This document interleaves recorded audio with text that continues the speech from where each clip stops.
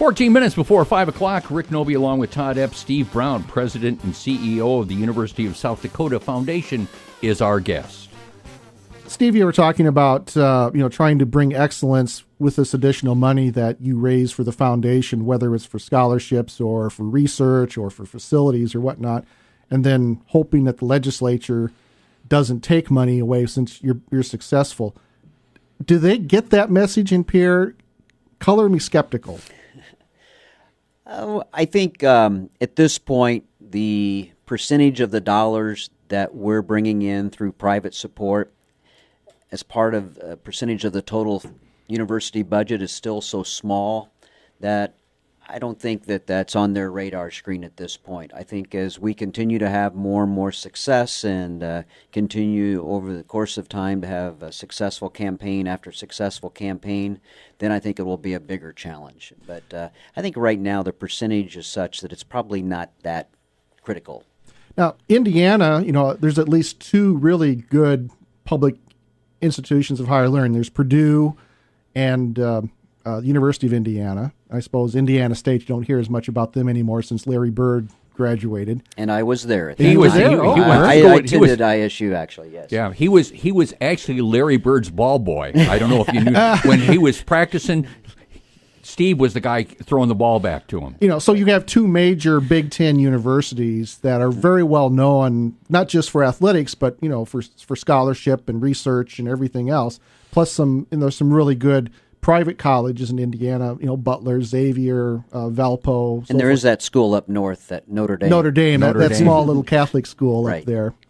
So, coming out of, your experience in that environment, did you face these problems of, gee, we're raising all this money for IU, the Indiana legislature can now give us less money? Or has that been a problem? Did they buy into the fact that we're going to try to make our universities as world-class as they can be? I think that yes, it is the exact same problem there with regard to each of those institutions fighting for state dollars.